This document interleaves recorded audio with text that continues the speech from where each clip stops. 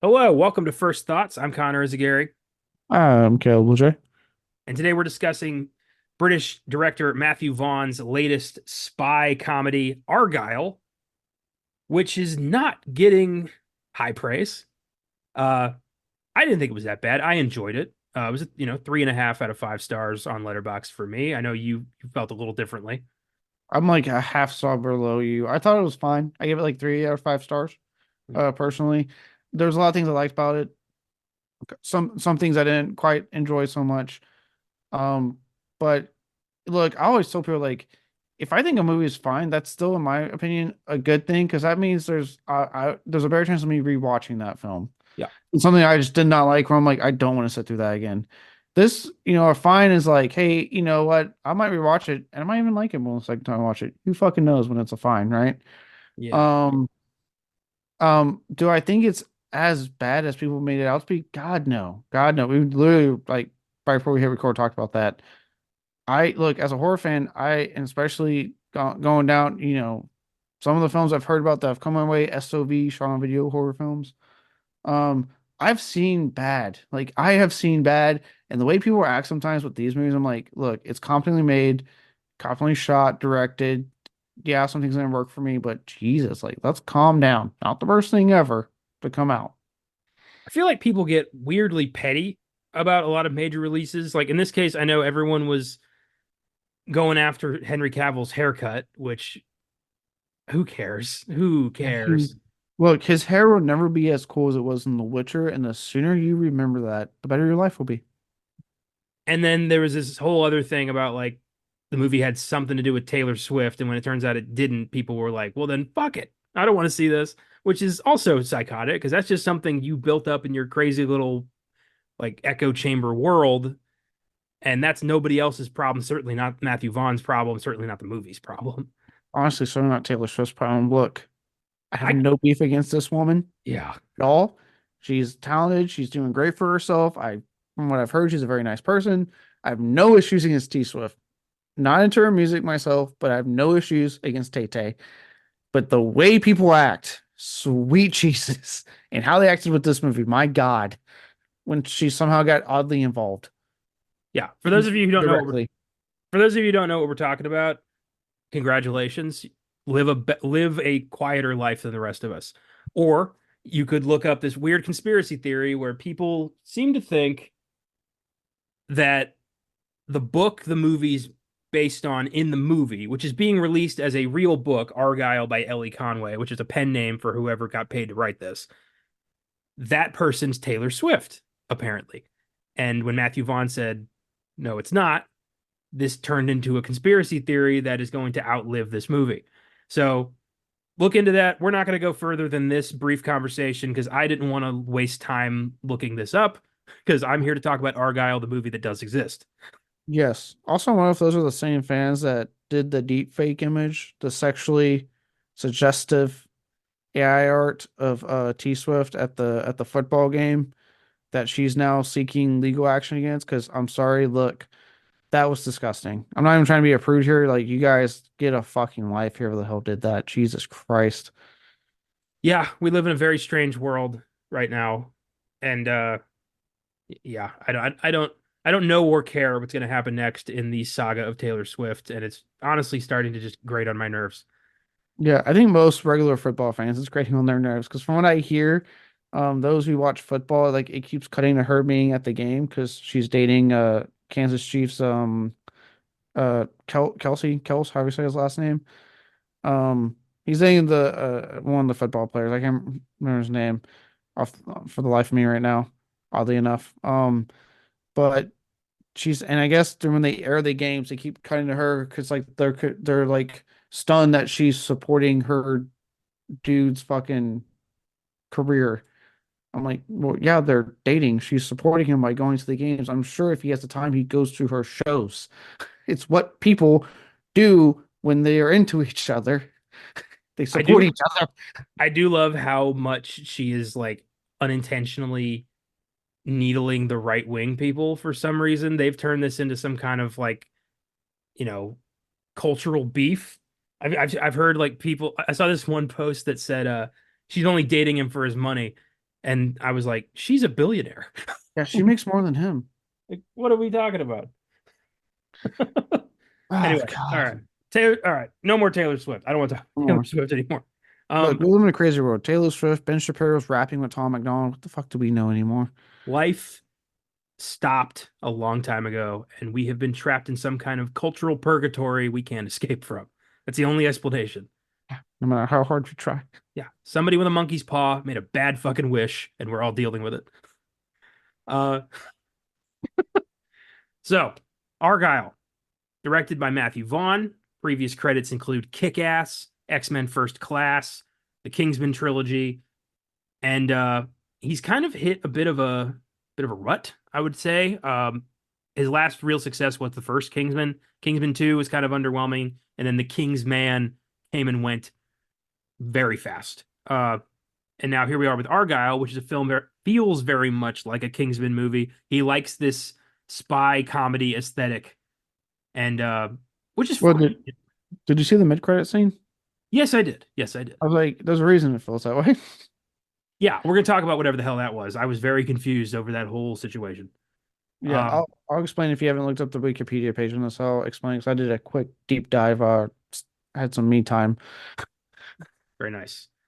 Uh, but it's a fun movie. Convoluted. It's a spy thriller. Of course, it's going to be convoluted. There's never been a straightforward spy movie without a few double crosses. It's never happened. Or triple crosses. Yeah, or triple crosses, or a very animated fluffy cat, uh, which a lot of people had problems with. They were like, the cat looks fake. Boo. The only time I actually thought that was the end when on the boat speeding away and they're holding it. That's the only time I went, that's a fucking CGI cat. Yeah. I was like, that's not real. uh, so this movie has a loaded cast. It's currently rocking a 35% on Rotten Tomatoes, 70% audience score. Tell me if you agree with this critic's consensus. Oh boy. Argylle gets some mileage out of its silly, energetic spin on the spy thriller, but ultimately wears out its welcome with a convoluted plot and overlong runtime. I kind of hate to say it, but a little bit. I do think because I think I told you last time we were talking about I did kind of start towards the end going, Jesus Christ, this movie's still going. I did think it was a little bit overly long, and it kind of started to kind of wear out its welcome a bit. Where I was like, okay, can we wrap things up? Like, I It, good movie.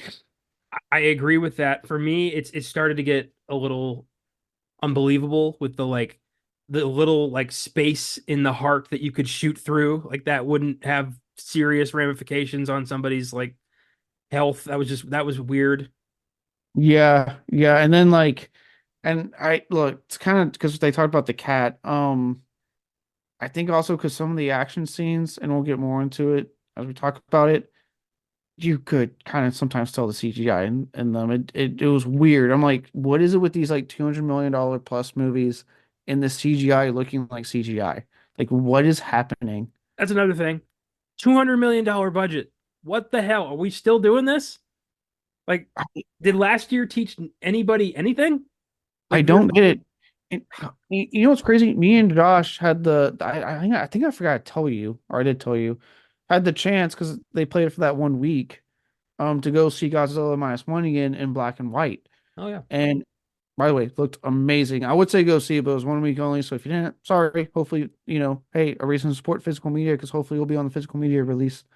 Um, but again, I just got reminded, even in black and white, they spent way less money on that movie in Japan or whatever the yen equivalent or whatever was equivalent, in American dollars to the yen that they spent.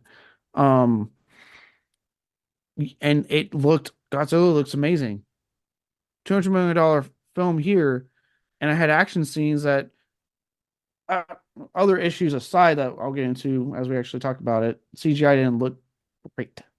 So adjusted for US dollars, Godzilla minus one's total budget was $15 million. Sweet Jesus. See, 15 million and Godzilla look better. It looked amazing. It's probably going to win Best Visual Effects at the Oscars, and it will fully deserve it. But it also shows that the budget of these giant ass Hollywood movies are not going into the movie. They are going No. into people's pockets. They are going into amenities for the big name actors. They're going into the fucking craft services table. Nothing's going into the movie except the bare minimum to cover what they can render. Yeah, because like the two scenes I'm thinking of in particular, it's the one when Henry Cavill's chasing Dua Lipa through the on top of the roofs, and there's so many shots where I'm like, oh guys, do this better. This is clearly CGI in a lot of shots. And then the ice skating scene. Besides one clear shot of Bryce Dallas Howard's stunt double, very clear shot I picked out. Um, a lot of it was me going, that's CGI, that's CGI. It's like, did they actually film a fucking scene here, or is this all just pre-rendered?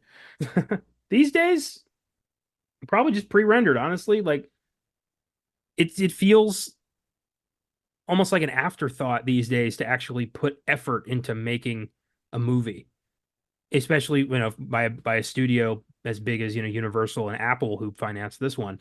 Mhm. It all it does is leave us with a half-baked product we're going to forget about in 2 weeks. Yeah, which is to me kind of crazy because you mentioned Kingsman, and the big thing with this is that apparently this is a shared universe at Matthew Vaughn. This is why he's been stuck in it for so damn long. He's adamant about building out a Kingsman universe. Um, but it's crazy because you watch the first Kingsman. This is, I think, also why I was kind of lukewarm with it because it felt like a lesser Kingsman. Like he's still trying to capture the humor, the much better filmed action scenes in that movie, and the R rating. I was kind of wanting an R rated Argylle. The PG-13 action, overly edited action scenes just weren't doing it for me. Considering the Uh, body count is on par with Kingsman, like yeah, just give us the R rating. The audience who want to see this are the Kingsman fans who were okay with the R rating, preferred it. yeah, So like why water it down? right. And if you're establishing that's a shared universe, then why not make this R2? Because it's a shared universe. But whatever. Granted, I say that in Deadpool 2 is coming out, that's supposed to be radar, so what the fuck do I know, I guess. Um, but and I swear I'm sure that the movie probably looks better too, CGI wise. I haven't seen it in a while, but I guarantee if I went back, it would look better in the CGI scenes. Well, let's take a look at Kingsman's budget. Let's see. Kingsman, the Secret Service in 2014, $81 million budget. I guarantee you it's probably going to look better. The sequel, let's see. Kingsman 2 had a budget of 104 million. So yeah, it inched up there. Yeah, fuck it, hat trick. The King's Man, The one that apparently no one saw. I saw it. I went to the theaters to watch it. 100 million budget. Yeah, double that. You get Argylle, and I cannot for the life of me tell where that money went on screen. I don't. I stand by my statement that I don't think it went anywhere. Yeah, I'm with you because like I said, all the actions just weren't doing it for me. Well, with that, real quick, I just want to say how much this movie's made so far. 6.5 million Ooh. on a $200 million budget, and that's projected for the weekend. So congratulations to the Beekeeper and to Mean Girls. You won the first month of 2024. Yeah. Hey, Jay, that's the power of the staff, okay? No one's taking down Jason Statham. As we learned the Beekeeper, he kept order. Yeah, protect the hive. Yeah. Ugh, ridiculous. Okay, so this movie is yeah quite a convoluted ride. If you take a bathroom break, you're gonna get lost because that's what happened to me. Yeah, luckily my theater ritual of that I do to make sure I don't go to the bathroom, which works because I made it through all of John Wick Chapter 4 and fucking Killers of the Flower Moon when I went to go see those in theaters. Killers of the Flower Moon, that last hour I was trying to die. I was like, dear God, in so I can go. Um, The last time now I just say fuck it and just try to pick a moment I think I'm gonna not miss anything on. But the last time I really struggled to to control myself was Spider-Man No Way Home because I didn't want to miss a second of that. Oh yeah. And I got to the end where he's like, seeing MJ again and deciding whether or not to tell her, and I was like, ah, and I ran out the theater and I missed that part. You know what would help? And I know what your problem is. You drink a lot, my friend. I I've been do. to restaurants with you. You drink a lot. I have a drinking problem and not the kind you all are thinking. Yeah, no, not alcoholic. It's I just insane. like I don't I enjoy having a beverage at all times. I don't like to be thirsty. I know, but maybe that would help you not get up during the It movies. would 100%. I know where this is coming from. I know what's causing it. I'm doing nothing to stop it because it's either miss a few moments of a movie or not have a beverage, and I don't want to do that. I just time my beverage drinks. Your beverage drinks. Yeah, how much I consume, so I last the whole movie. And when I start to drink during the movie, it's See, I don't. That's too much prep. I don't want to do that. really not. It's actually quite simple, and I can sit through the whole film in the process. I Well, just want to. If I'm if I'm gonna watch anything, there's gonna be a cup full of some delicious liquid right here, regardless of where I'm watching this, whether it's at home, on a plane, oh, on a see, bus station. I don't do the trick at home because at home I'm like, oh, I can just pause it if I didn't get up. It's fine. I don't care. Um, but no, I think the last actually I did get up.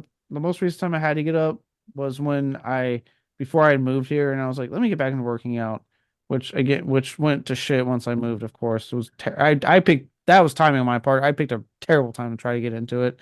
Probably hadn't should have done it after the move. Um, and I had worked out before the movie, so I was trying to do the whole like pre-workout, all that stuff. And I went to go see A Quiet Place 2 after that. And I got to the scene where they're at the campfire talking about how things went down. And I was like, oh, they're just recapping. I really got to fucking go. And I like ran and came back after they got done with that scene. Which, I mean, granted, what I lost was Shimon Hansu. He was so fucking like, I feel like Hollywood just does not know what to do with this man. And again, I realized, oh shit, I missed the one scene he's apparently in this whole movie. Quick side note, I worked at Draft House when the first Quiet Place came out, and that was the most difficult movie to deliver food to because it is so quiet in that movie, most of it. So you have to time your moments, otherwise they can hear your footsteps, and the whole entire audience can hear you whispering to one person, who had the beer? I got a beer here. Who had the fried pickles? Like, and it completely kills the mood of the movie. I was so self-conscious delivering to that theater. Yeah, yeah, It was a big movie too, so I had to deal with it a lot. yeah. Well, I'll say it was a huge hit. Okay, back to Argylle. Our hero is Ellie Conway, a very talented, successful writer who is famous for her series Argylle, which she's just published the fourth book and is about to publish the fifth book. And it's about a super awesome suave spy named Argylle, played in her mind by Henry Cavill, and his partner Wyatt, played by John Cena. And I was hoping for more Cena. He's not really in this that much. I felt like they were honestly both underutilized. Again, like I don't know, Henry Cavill, no one that Hollywood just doesn't seem to know what to fucking do with. Even though the dude's to me always good when I see him in something. Um, well, and granted, he's the one that left The Witcher because if rumors are true, he wasn't happy with the direction of the series. Um, so hopefully, look at this point, hopefully his Warhammer show is good and he finally gets some goddamn like respect and success somewhere. Well, he had success with The Witcher, but still. But anyway, him and Cena are very underutilized in this film, and they are both given it their all. I was enjoying both of them, and I actually was like, why can't I just get the movie where they're the leads? Because I would love to see these two together. Yeah, yeah, me too. They're both very charismatic. Side note, I was watching a clip from the Graham Norton show where Henry Cavill talked about how he almost missed the Superman role because when Zack Snyder called him to let him know he had landed the role in Man of Steel, Cavill was in the midst of a very intense World of Warcraft campaign and could not be bothered to answer the phone. He then finished the campaign and then called Snyder a bit later and found out he was Superman. But I love that this dude is the hottest nerd on earth and is totally open about it. Yeah, it's awesome. He's one of us, but also like leading man looks. Yeah, it's really bizarre to me, actually. It's kind of he's like insanely like handsome. He really is. It's weird. It is very weird, and he's about to be taking on the mantle of that there could be only one, Oh yeah, he's gonna be the Highlander. the Highlander. Yeah. I will be there. I think it's kind of wrong that that movie has sequels because I was informed quite a few times in that film that there could be only one. Well, I mean, luckily most fans don't like the sequel, so there really is only one for a lot of people. True. That's true. Yeah, a Highlander reboot by the John Wick guys. That's starring Henry Cavill. That's going to put some asses in seats, including mine. Oh, oh, I'll be there. I mean, look, this is, but I mean, I love the original film. Like the first one's so fucking good. I can't wait for that. Yeah. Um, so Ellie is, she just finished book 5. She's struggling. Her mother's like, "Hey, you need a little bit more here. It's not feels like a cop out." So she thinks about it. She decides to go visit her mom on a train and talk to her. And she meets this guy. I already forgot his name. Aiden on the train, who says he's a fan, and then turns out to be super spy Sam Rockwell, who's there to save her from a bunch of assassins. And we get a really kick-ass train fight. That train fights seem to be the new hallway fight, don't they? Yeah, they seem to be doing those a lot. And yeah, this wasn't a bad fight scene, but again, I think my two big, other than CGI and some of them, um, was at first the switching between him and Cavill because we're seeing what she's seeing was kind of irritating slash or jarring a little bit for me at first. Where I was like, okay, just give me one of them, like just show me the action scene. Yeah. I got used to it but at first I'm like, this is more annoying than anything. But they found really cool and interesting ways, like when she's in the bathroom and the door keeps opening. That was really inventive. I really did enjoy that part because it kept switching between them. But then the other thing was again, Kingsman, and these fight scenes didn't feel as well shot. Obviously, since this was PG-13, they were much less bloody. And I mean, we're watching this guy like kill people and no blood, and I'm like, I can't believe I'm being that guy, but just give me the R-rated version of this. Like, give me the R-rated version of these action scenes, and especially once we get to mid-credit scene, like, give me the Kingsman action scenes for Christ's sakes. Yeah, it does feel like, as Catherine O'Hara said, a cop out. But we just take a minute to gush about Sam Rockwell's fucking charisma. Oh, Like, the dude has charisma for days. I love him so much. He always plays just such a unique character. He always delivers. He always finds some way to do like a little dance. And yeah, he's my favorite part of this movie is his just dedication to this character. Him and Bryce Dallas Howard both were really like they were. Well, I felt like a lot of the other characters were kind of like underused or just not really well utilized. Those two were really like committed. I liked those two a lot. Yeah, their chemistry had to work for the movie to work. Uh, Also, Ellie travels everywhere with her cat Alfie, who is this adorable little fluffy boy, and she has one of those like cat backpacks where the cat can like look out into a little window and look around at the world. Which I always wonder, like, what if the cat has to go to the bathroom? I don't know. I don't do that with my cat because he can be a little fucker and he'll probably just meow the whole time and annoy me. So I don't bother. Yeah, I don't. I love my cat, but I'm not taking him on adventures. Yeah, I love my cat, but when I leave, he's home. When I leave, it's my break from him, or I'm going to work. So Yeah. So Aiden and Ellie escape the train with a big parachute scene, and then they wake up in a cabin where he informs her that everything she's written in the Argylle series is real. Somehow she's predicted world-changing espionage events, and she doesn't really question that.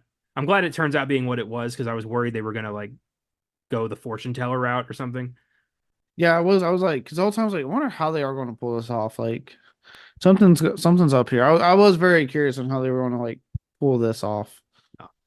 But yeah, so this evil group of generic bad guy agents called the Division, I believe. The Division, not to be confused with the fucking Tom Clancy game. Well, in the books, in her books, it's the Directorate. So in the real world, quote unquote, it's the Division. And they're led by Bryan Cranston, who just, I love seeing him play a smarmy, cheesy bad guy. He's good at it. He knows what he's doing. Yes, he does. Uh, and he's after Aiden, who has contacted a hacker who got a hold of the master file of every bad thing the division's ever done in the name of international security, and is going to release it to the proper authorities. Which I never quite got that part. Like proper authorities over a shadow agency that controls the world. Like who you going to for that? Yeah, it wasn't a, to me a real fully thought out plot point. Yeah. Yeah. And then, again, this one being PG-13, we get that part where he has like the Clementine shotgun, which they never really explained this whole shotgun thing at all. They never explained what the significance of him calling a shotgun Clementine was. I assumed he really likes the Telltale Walking Dead game. Who knows? Um, Well, he mentions that it was his granddad's who named it after his wife, and it was like passed down through the family. Something like that, yeah.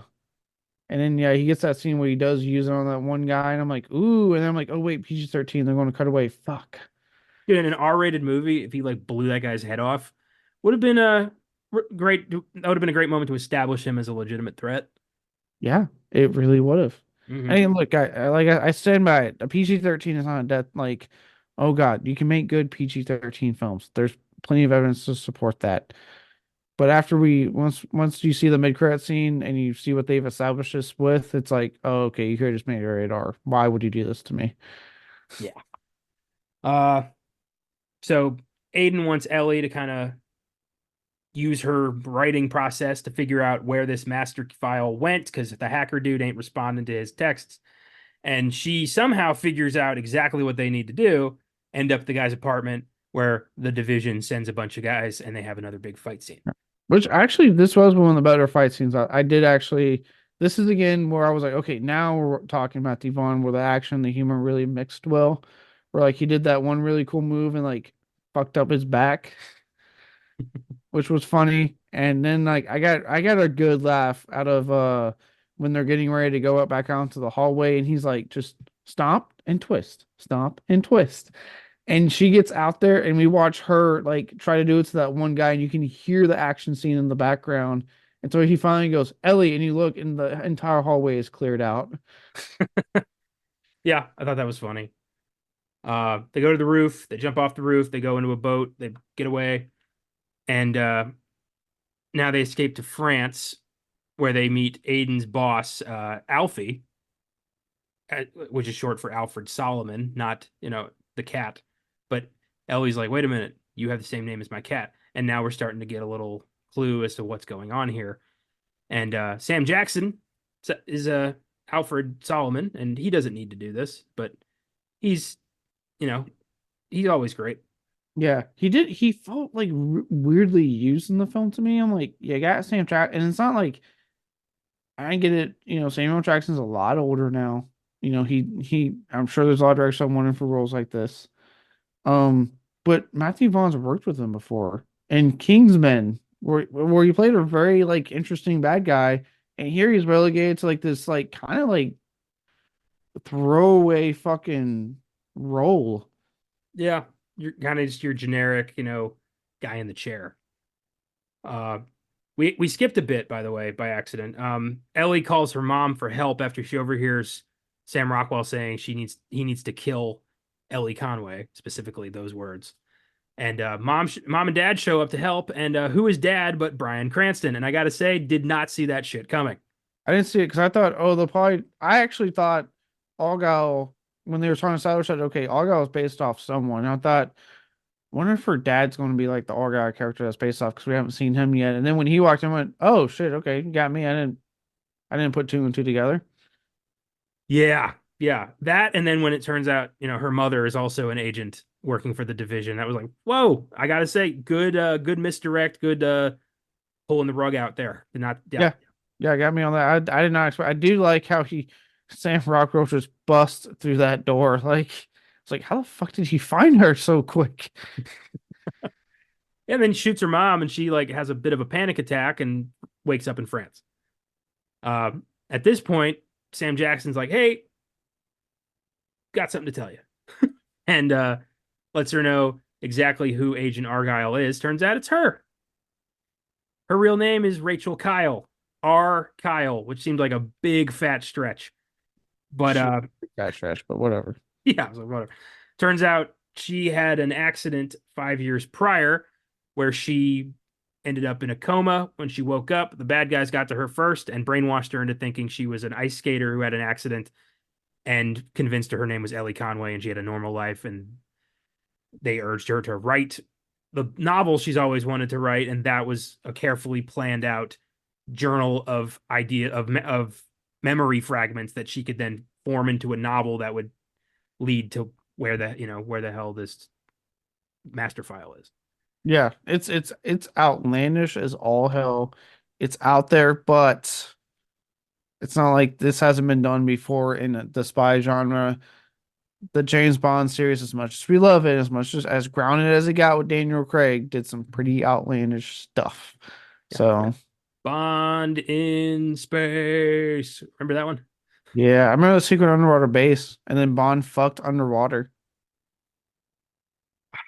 The Spy Who Loved Me. It's a good movie, but I love that Stromberg, the bad guy, his plan was like, I'm gonna nuke everything and start life under the sea. And all of his people were like, okay, yeah, I'll back that play. Yeah, it's Not pretty one nice down henchman was here. like, this guy's fucking crazy. I gotta Yeah, get out of here. they just all went pretty nice down here, I think. Yeah. Same with Moonraker. Hugo Drax wants to launch a prehistoric virus at Earth, kill everyone who doesn't match his level of perfection. And all of his people working 9 to 5 were like, okay, yeah, sure. Yeah, like it. I always wonder about that. The henchmen who work for the Bond villains just overhearing this crazy world changing bullshit they're trying to do. Not once has anyone been like, I'm out of here. This is not Right. worth 15 an hour. You know what they tell themselves? I have full benefits here. I have full benefits. Until, the world gets nuked, then you don't have benefits anymore. The benefits are gone. Uh, I love that the brainwashing is literally like a screen with a big like circular, like hypnosis, like in a cartoon. I was, come on. Yeah, that was neat. I give him credit on that. It is a really. I was actually kind of surprised. They they went they kind of went that dark route with this of like he has loved her. She was brainwashed. I'm like, Jesus, movie. All right. Here's something that irks me a little, and it's so petty and minor. It's probably not even worth talking about, but I'm going to talk about it at length because that's what I do. Their song that like they play and then later use as like her trigger song, which never came up before, but is suddenly super important at the end of the movie, is Now and Then by the Beatles. That song came out last year, but it's been their song for 5 years. That kind of bothered me. Like this was a new, like partially AI recreated Beatles song that came out at the Especially, end of last year. you want to know something? I didn't know the Beatles had a new song that came out. They did, and it's a nice song. It's good. Is it actually by them or is it AI?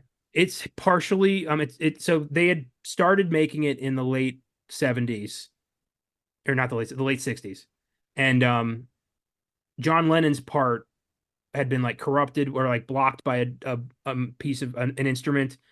And then when the remaining Beatles, Paul and Ringo worked with Peter Jackson to make that big documentary on Disney, he was able to help them use AI to separate John's vocals from the instrument part and rebuild the song.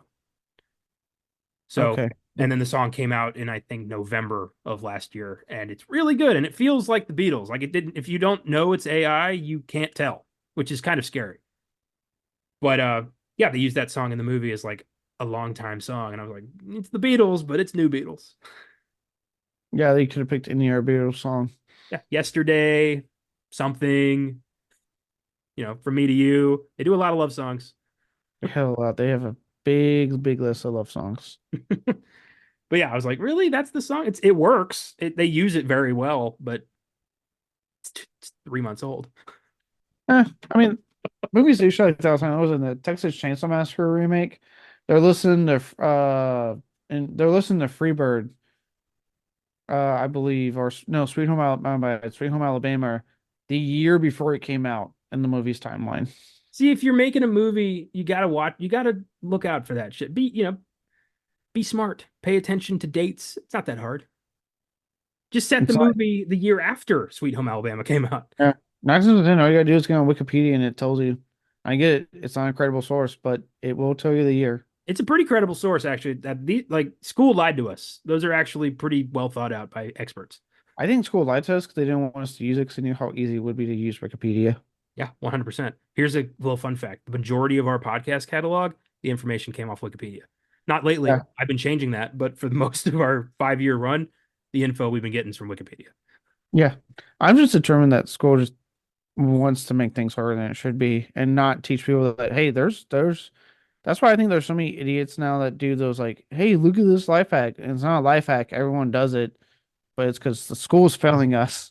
They're not teaching them that there's easy ways to do things before they get out of school. And then they think it's life hacks when they get out.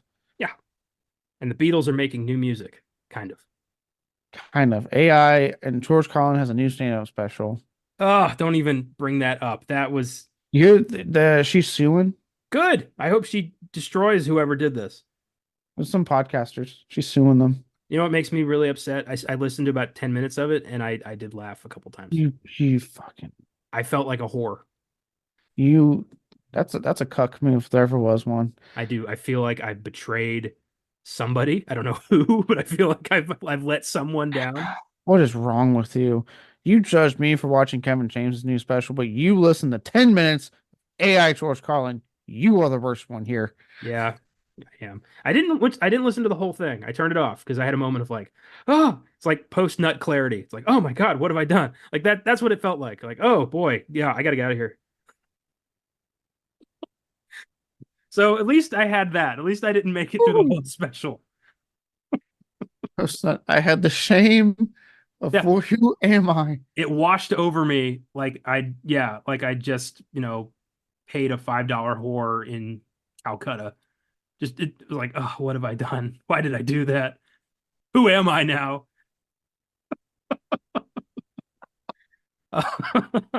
Anyway, Oh, yeah, don't look that up. Don't watch it. Don't give them the satisfaction. Support the case. Uh, so yeah, Ellie's now pretty flabbergasted. She realizes, she was an agent. They prove it to her by trying to kick her ass, and she kicks their ass. And they learn that there's this secret keeper in Saudi Arabia who yeah. has access to the flash drive they need. So, but she'll only give it to Ellie or Agent Kyle. So she has to play Agent Kyle to get this along. At this point, it's kind of like you could have trimmed this down. Oh yeah. Also, real quick, Yeah, what if that had not worked when you tried to punch her? What if you had accidentally decked her right then and there? would have hurt their relationship. That's for sure. Yeah. Especially if he knocked her out. Uh But yeah, this is where you could be like, okay, we can trim some fat here. Granted, this is like the only scene that has Sophia Boutella in it. Again, someone else he's worked with. I've never seen a director that like usually directors who bring actors back that they've worked with give them meaty roles to work with. I've never seen it like this where they're like, I'll give you a throwaway role. I know I gave you something really good last time, but this time, throwaway. How's that sound? at this point, I was waiting for like a guy to like bump into her in a hotel, and it was Colin Firth with like not even a line. Taron Egerton is just like in the background somewhere. You know what? Fucking maybe. Why not? Uh, yeah. So she, puts on airs, plays Agent Kyle, gets the flash drive, and then her parents show up and kidnap her and Wild or Aiden, and they wake up on the division's like big ship. And Which we haven't seen 1,000 times. Enemy has their secret base on a moving vessel. we literally had one like a few months ago with Expendables. Don't remind me. Um, so turns out Rachel Kyle was loyal to Division. She was a bad guy who then got her mind erased and got so Aiden's like, "What? You were bad." And she shoots Aiden through the heart, supposedly killing him to cement her loyalty to Division. Turns out it was a ploy. She shot through this like super quick or super tiny like area of the heart that a bullet can apparently pass right through without hurting somebody, which Yeah. I call bullshit on that. Yeah, that felt like a stretch. I mean, honestly, at that point when they revealed that she was actually a lawyer, I was like, I'm not buying that. What? Yeah. That felt like a stretch of a twist to me. Like we have to add another twist to this movie. The twist is that the good guy is actually the good guy. Like we didn't need that. Yeah, it's like, oh, she's actually working for the division. What? But then she, yeah. Now the new twist is, oh, she just shot through this 10-inch hole. I'm like, I was like, I don't think that's how that would work. I'm pretty sure there'd be some pretty bad damage. Also, you're doing this, you realize the bullet has to still exit the body, right? Like it should have come out the other side of him. Yeah, there's a bullet lodged near his spine. That's what's happening right now. Yeah, Uh, near his heart. yeah. He's not just walking around doing kung fu and shit. No, he's dying very slowly. Yeah, I was like, I don't buy this, especially when they have their big fight scene. I'm like, there's no way that bullet didn't trigger something.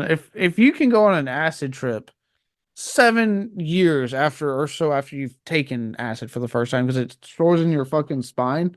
So if you pop your back, I'm like, if you can do that, there's no way in hell a bullet's not going to that's lodged in your body is not going to trigger something. But yeah, it's outrageous. But the scene that follows where they're like love shooting everybody was very stylized, very neat looking, kind of That's ridiculous. The whirly bird like dance move is so stupid. it is, but this is when I sat there in the movie going, why didn't I get more scenes like this? Yeah. I was like, this is the kind of stuff I'm talking about, Matthew Vaughn. This is what you're good at. Like, why didn't I get more scenes of this? Because I really enjoyed like the use of the smoke grenades. I did the different colors, the dance moves that they were doing to get it. I was like, this is the inventive action stuff I'm talking about. Like, where was this in most of the film? Yeah, he's very good at stylized cartoon-esque violence that is just wildly out of control, but framed in such a way that it like almost looks wholesome. Yeah, he knows how to make it entertaining. Yes, yes, he does. Uh Ritter, Bryan Cranston's character, then decides to take care of this with Clementine, goes to shoot them when they're in the server room to upload the flash drive to Alfie. And while he's monologuing, instead of just blowing their heads off, the cat jumps out and kills him.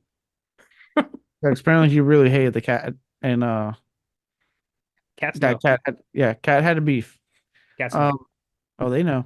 And again, guess what? A scene that I'll say it would have been better had this been rated R. I could have seen his goddamn face when they looked at it and went, "Ooh, You know what's weird?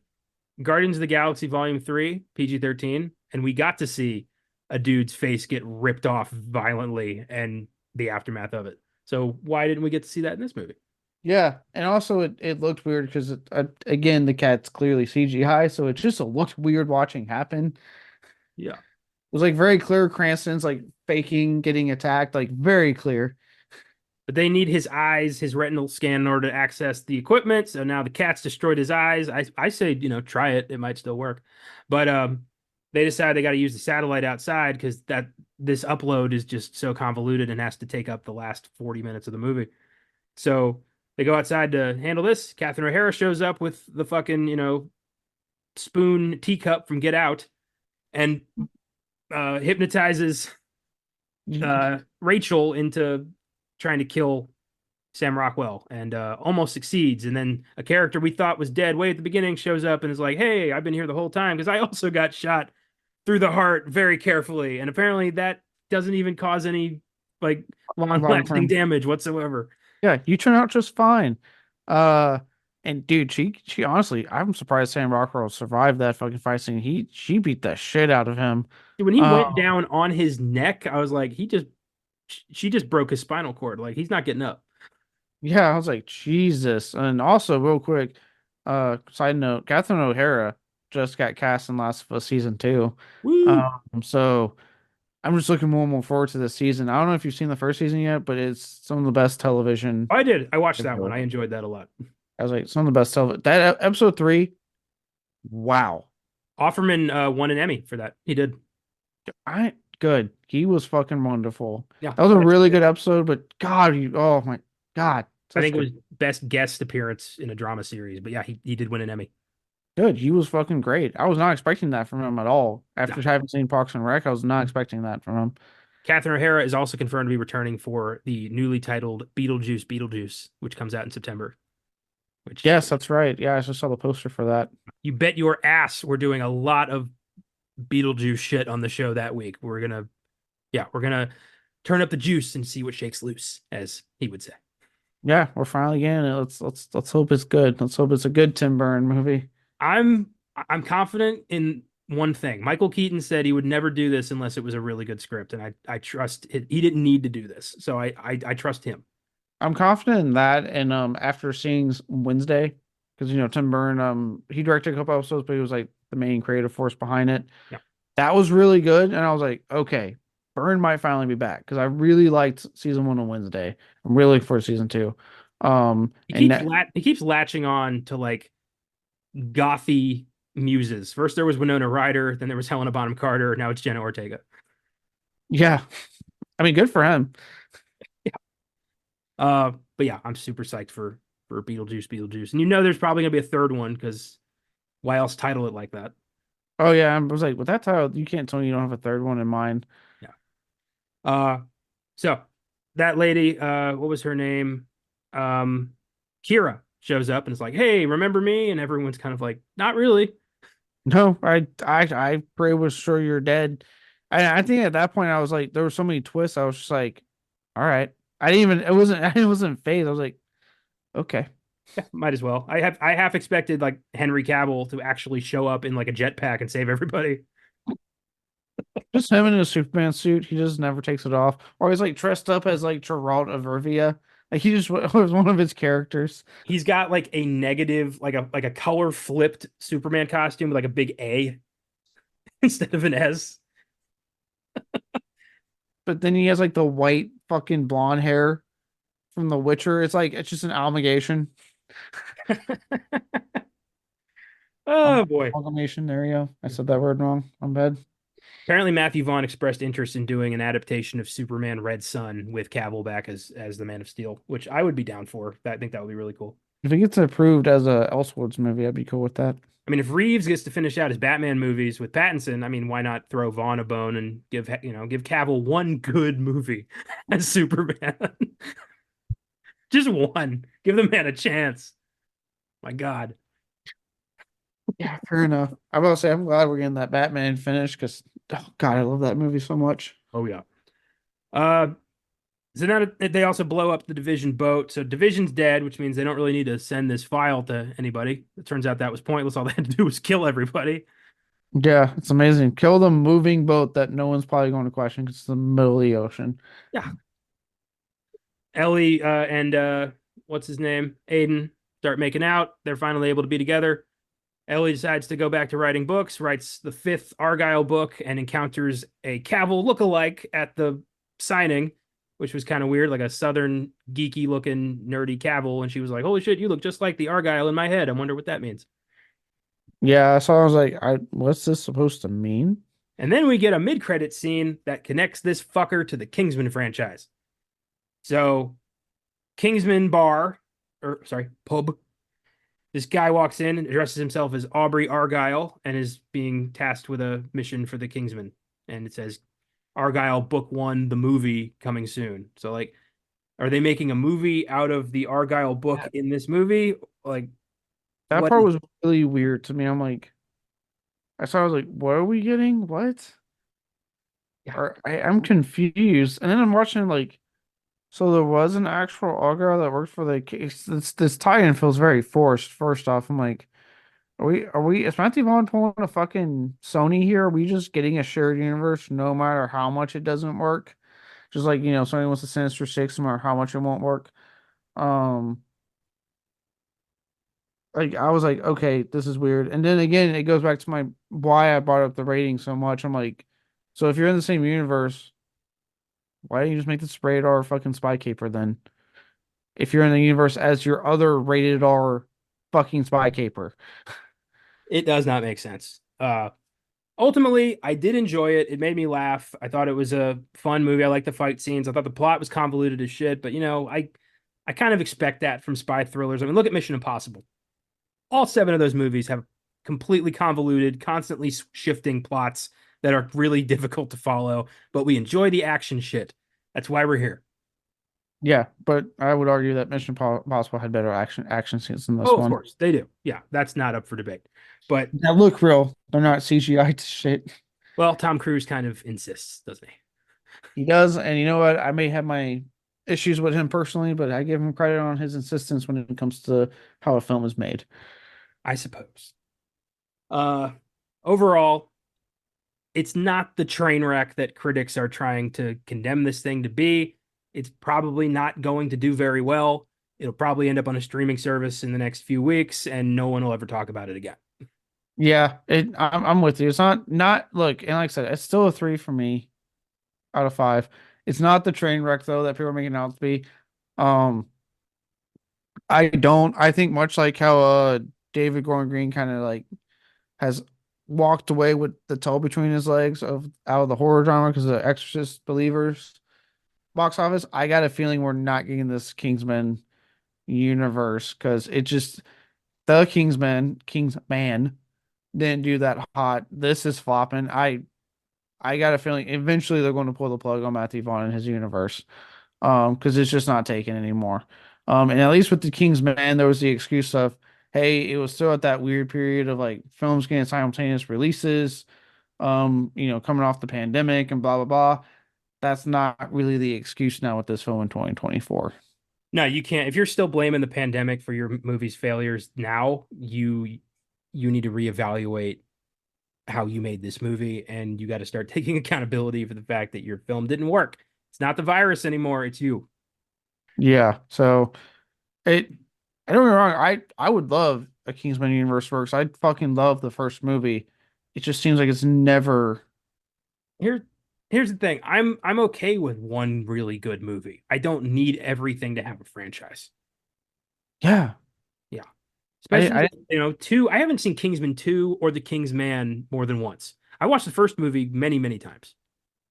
Yeah, same. I've seen the first one many times. I haven't really gone back to the other ones. And I'm with you, like, not everything needs to be a fucking sequel. One of the most like recent movies I'm really looking forward to is right now a standalone movie, Monkey Man with Dev Patel, sorry. Dave, Um I'll say Dev Patel. that made me laugh. But that looks like a nice one and done movie. It looks Uh, exciting. It looks good. Here's the thing though. Will it be? If it's very successful, inevitably someone's gonna fucking greenlight Monkey Man 2 and we're in the same boat. Yeah, it's like nothing safe. That's why, okay, I am fucking so happy with Margot Robbie and Greta Gerwig and their stance of we are not doing a Barbie 2. No. And everyone's like, but it makes so much right. We're not doing it. It's okay to have a one and done. I'm like, thank you. Yes, it is. Not everything that comes out lends itself. Don't get me wrong. Our franchise is awesome. Is it great to get more of what you love? Absolutely. But not everything necessitates that. That's the caveat. More of what you love. A lot of times sequels are not made for the right reasons. They are made to cash in. They are made to just, make some suit, some money somewhere. That's not always the case. I mean, I think the John Wick franchise is the best example of sequels done right and for the right reasons. Four fantastic, awesome movies. Great. Yeah. But then you look at, again, the Kingsman franchise. One really fun surprise that everyone liked, and then a lukewarm sequel everyone forgot, and then a prequel no one asked for. And now a spin-off that no one fucking cared about. Yeah. And granted, you say that now with the John Wick franchise, but I'm kind of worried because of the studio's insistent that there should be a fifth mainline film. And I'm like, you had a perfect ending, don't. Yeah. I mean, there's that Continental miniseries on Peacock, and then there's this ballerina movie that's supposed to be coming out in this year. So I don't know if John Wick is gonna continue to be a great example of this. because it seems to be going down the same route as every other franchise. But we'll keep seeing them. We'll keep covering them. We'll give each film their due process, if you will, and determine if they're worth seeing. That's what we're doing with this whole mini show. First thoughts. That's why we did this.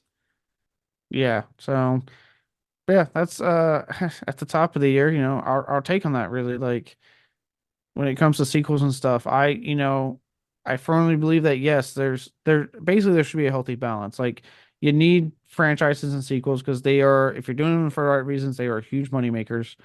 Um, for you, I mean, look at, like, okay, I know Halloween 2018, it was a huge success. But then there is a reason the money dwindled with Kills and Ends, and it wasn't just because of the pandemic. There's a lot of other reasons.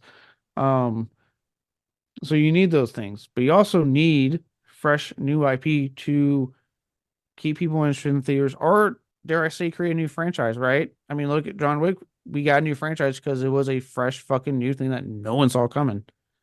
Yeah, when it comes to franchises, you're either perfect or you're not Evil Dead. There really is no middle ground. So, just roll with that. Do what you can. I I like certain sequels. I think some sequels are amazing, but I do think that they they don't need to we don't always need to continue everything. Sometimes, banking on original content can work. And there's nothing wrong with that. So here's hoping studios continue to churn out nonsense and we can bitch about it. Yeah. Well, that's Argylle. It's in theaters. Go check it out. God knows it needs the money. And next week's releases include the caveman horror adventure Out of Darkness, which looks exciting, and Diablo Cody's and Zelda Williams' new weird creature Frankenstein high school movie, Lisa Frankenstein. What a description you just gave it. Don't you tell me where in that description I was wrong. Just say like horror comedy Frankenstein movie. Boom. I Done. did. I just used more words. You fumbled your way through that, but yes. Yeah. To quote The Office, sometimes I start a sentence and hope I find it along the way. God damn it. And that's our show. This week, we've got Charlie and the Chocolate Factory for you on the Wednesday show. Going to be fun. Check that out. And we'll see you next time.